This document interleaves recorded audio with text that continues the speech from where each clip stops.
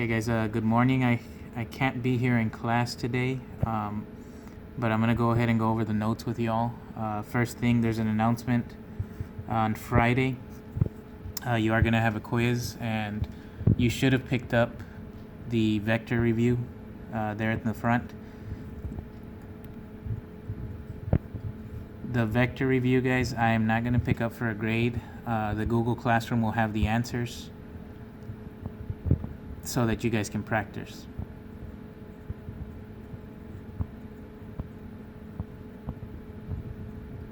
Okay, now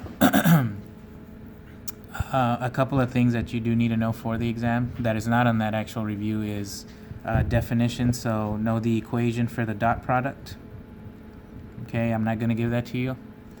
Know the definitions for moving in the same direction or in opposite directions.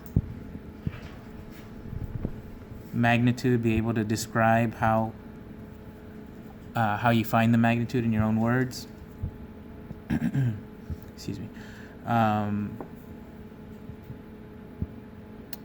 As well as how to use the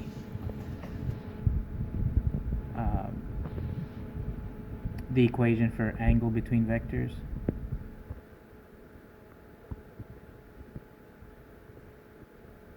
And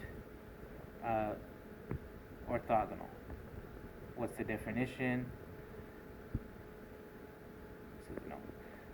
What's the definition and what you need to do to find it? Okay, so be ready for that. Again, that's going to be on Friday.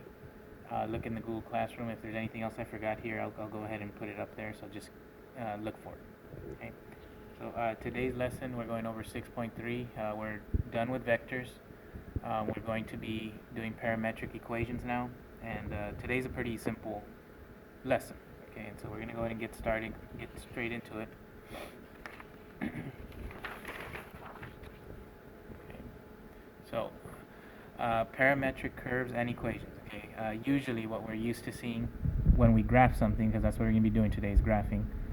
We have an equation, y equals something, right? Like x squared, like 3x squared plus 2, something like that. Okay, this is the way we're used to seeing our equations.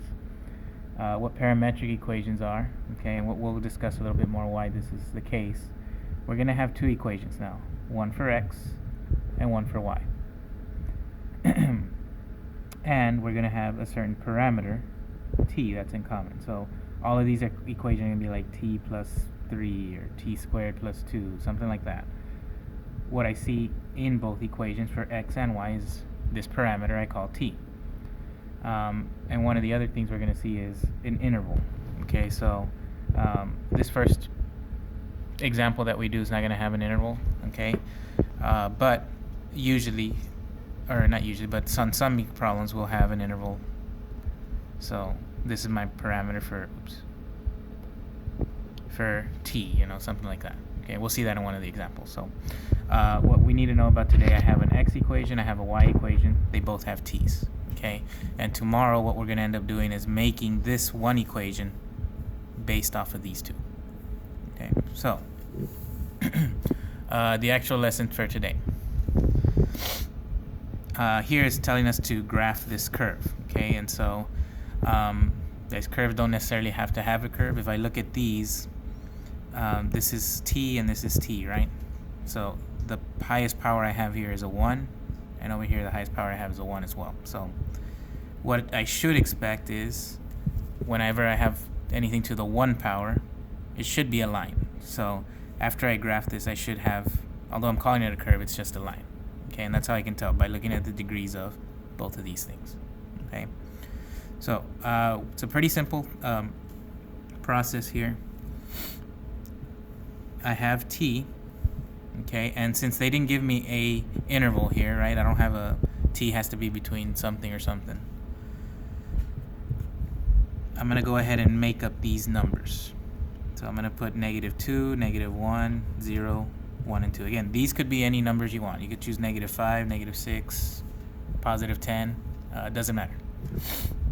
On your homework, the front side of the page, numbers 1 through 4, just use these numbers here.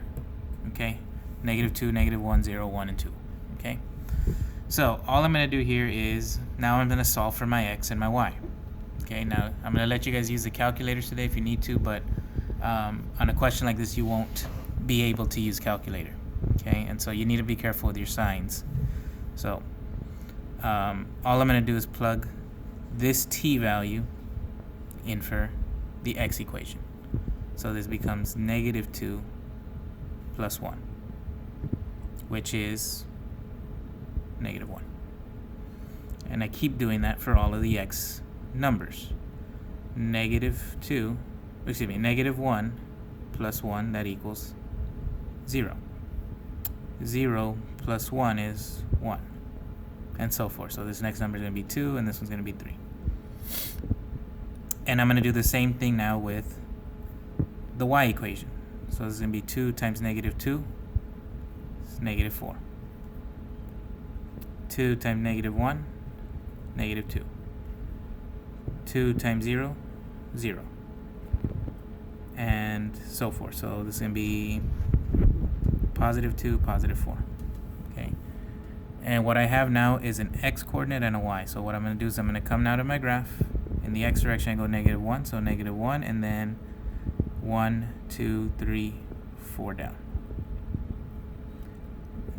0 and -2, so 0, and then 1, 2, -2. 1 and 0 right here. 2 and 2, 3 and 4 up here.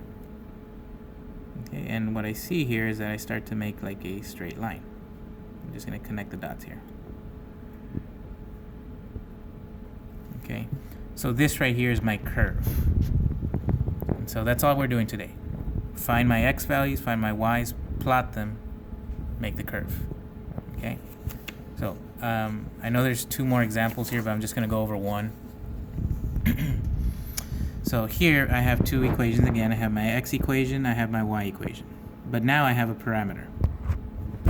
Okay, so this is the t values I want to plug in. So the smallest value is going to be -1. My biggest one is +1. Okay, and let's go ahead and just choose a number that's somewhere in between -1 and 1. So, I mean, in this case it's 0. On your papers, I mean, just choose some number, guys. That's in between. For most cases, I think 0 is one of them. So, one thing I notice here, this is squared. So, a squared means it should be a parabola. And so, since the y is squared, I'm going to expect to see something curved like that. Okay, so same process. X, y. I'm going to plug in -3 times -1. Don't forget your parentheses. Plus 1. So -3 times -1 is +3, plus 1 is 4. -3 times 0 plus 1, so it's 0 plus 1, which is 1. -3 times a +1 plus 1, so this is -3 plus 1 is, excuse me, -2. And I'm going to do the same with the y's now. So this is, again, choose the t value, not the x. You're using the t. So this is 3 times -1 squared minus 4. So -1 squared is +1, so it's 3 times 1 minus 4, which is -1. 3 minus 1. 3 minus 4, okay, which is -1. 3 times 0 squared minus 4, so 0 squared 0, and 3 times 0 is 0, so 0 minus 4 is -4. And then I'm going to put 3 times 1 squared minus 4, which 1 squared is 1, so it's 3 times 1 is 3 minus 4, -1.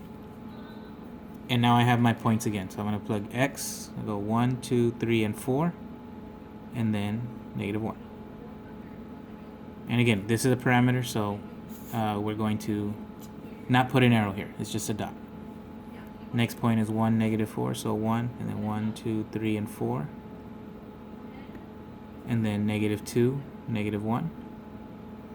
And all of these are dots. Okay, again, we have a parameter here. And all I do is connect it, and it does kind of look like a parabola, which is what I'm expecting because of that. And so this is it. This is my curve. Okay, so this is all we're doing today, guys, front and back. Okay, again, look in the Google Classroom for the review, and I'll see you all tomorrow.